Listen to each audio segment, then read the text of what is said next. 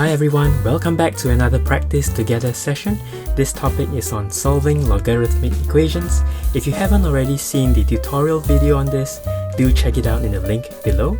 By the end of this video, you will have the skills and techniques to solve almost any logarithmic equations.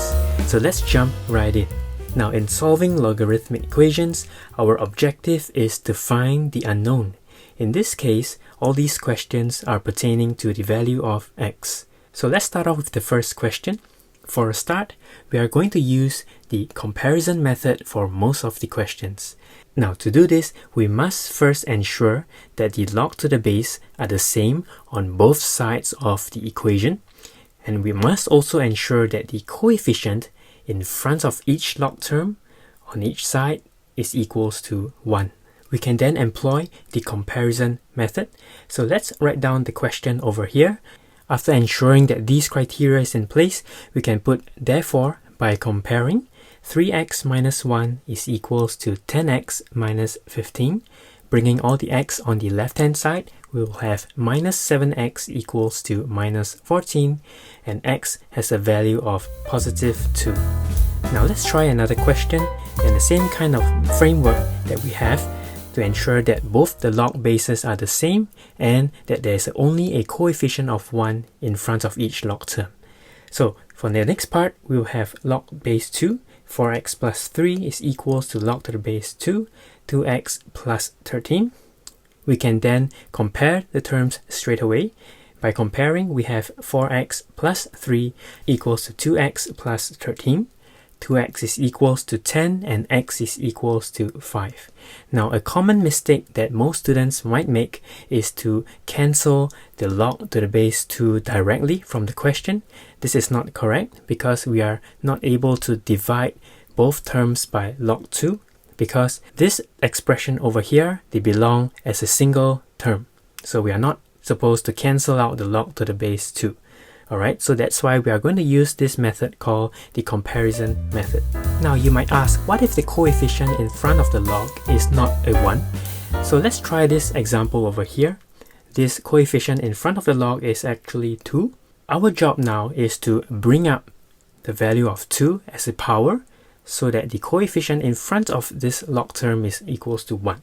Alright, so bringing it up using the power law, we have log to the base 2, x minus 2 power 2 equals to log to the base 2, 16. And it is at this point we can then perform the comparison method. So therefore, by comparing x minus 2 square is equals to 16, and by square rooting both terms on each side of the equation, we will have x minus 2 is equals to 4, x is equals to 6, or x minus 2 is equals to minus 4, and x is equals to minus 2. Now, if you see a negative sign in your answer, do check it again by substituting it into the original equation to ensure that the value in front of the log is a positive value. And we will need to reject this value of x. Now, what if you have two separate terms on the left-hand side and a single term on the right-hand side? We are not able to compare it straight away, but what we can do is to combine those two expressions into one so that we can employ the comparison method. So let's use the product law to combine these two terms together, which is log to the base 2, x minus 3 multiplied by x plus 3. Now, if you see a plus sign, you can associate it with product, right? So it starts with a letter P, which is plus, and product also starts with a letter P. That's why we use the product law. And this will give us x minus 3, x plus 3 over here, and this will be equals to log to the base 2, 7x plus 9. From this point, we can then use the comparison method. So therefore, by comparing x minus 3, x plus 3 is equals to 7x plus 9. Expanding the expression, we will have x squared minus 9 minus 7x minus 9 is equals to 0. Let's simplify into a quadratic equation. We have x squared minus 7x minus 18 equals to 0. Factorizing, we will have this expression over here, and x is equals to 9, or x is equals to minus 2. Now, remember, if you have a negative value in your answer, do always substitute it back inside your original equation. And we will need to reject this value of x, because log to the base 2 minus 2 minus 3 is an invalid expression. Now, what if you have a negative sign in between your log expression? So this question deals with this particular issue. We will have log to the base 3 x minus 1. And remember, we would like to combine log bases which are the same together so that we can use the comparison method. Always ensure that the base are the same. In this case, it is base 3. So we can actually combine the right hand side into a single term, which is log to the base 3, 3x plus 9 over x plus 1. Now this is the quotient law, where if there is a minus sign in between two logs of the same base, we can put them as a fraction. Alright, so we can then compare these two terms right now. So by comparing, x minus 1 is equals to 3x plus 9 over x plus 1. Bringing it over to the left hand side, we will have x minus 1 multiplied by x plus 1 equals to 3x plus 9. And by expressing it in a quadratic equation, we have x squared minus 3x minus 10 is equals to 0. Factorizing, x minus 5, x plus 2 is equals to 0. And x is equals to 5, or x equals to minus 2. Let's try to substitute minus 2 back into the original equation. For example, we can put it back into log base 3 x minus 1. You realize that this is then an invalid expression again. So we are going to reject this value of minus 2 right here and only accept x equals to 5 as an answer. Now, what if your right hand side of the equation doesn't even have a log function or a log expression? And not to worry, I'm going to share with you a tip so that you can convert it straight away into a log expression. For this case, we are going to convert this 3 into log to the base 2. Now, why log to the base 2? Because look at the currency on the left hand side of the equation. All of them are having log to the base 2. So naturally, we want to convert the right hand side into log to the base 2, which is equals to log to the base 2 power 3. Now recall in your formula that you have learned that log base a is equals to 1. So therefore, if we have 3 log to the base 2, it is equals to 3. What I'm doing is just to bring up the 3 using the power law to give us log to the base 2 power 3, and this is equivalent to 3. We can then compare both sides of the equation now, since the logarithms are in base 2. So by comparing, x squared plus 2x is equals to 8, x squared plus 2x minus 8 is equals to 0.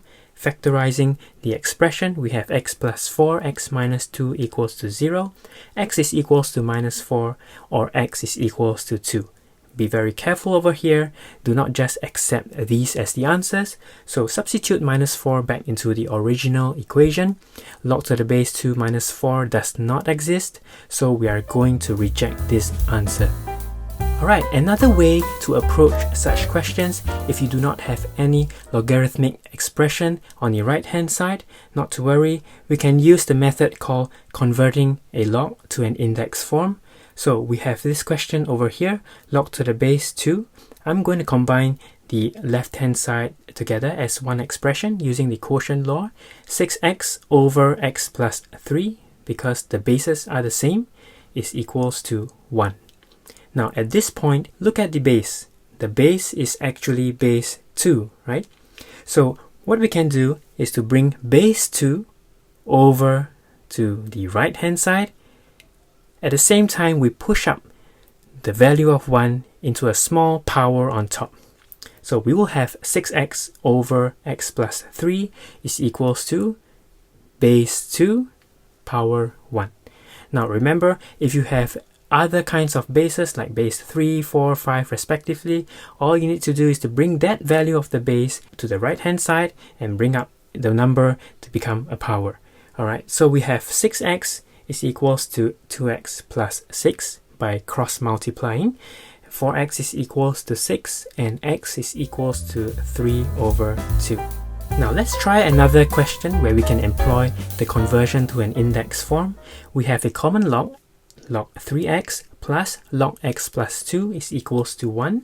Combining these terms together because they have the same base, we have log 3x multiplied by x plus 2 is equals to 1.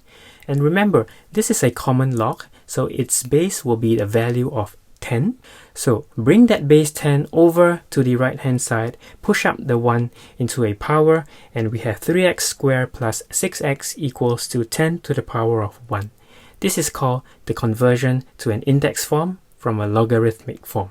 Expressing it as a quadratic equation, 3x squared plus 6x minus 10 equals to 0. If you solve for this equation, we will have x is equals to minus 3.08 or x is equals to 1.08. Intuitively, we will reject the minus 3.08 because log 3 multiplied with this value is an invalid expression. Now let's go on to another one where some students might ask, what if the bases are different?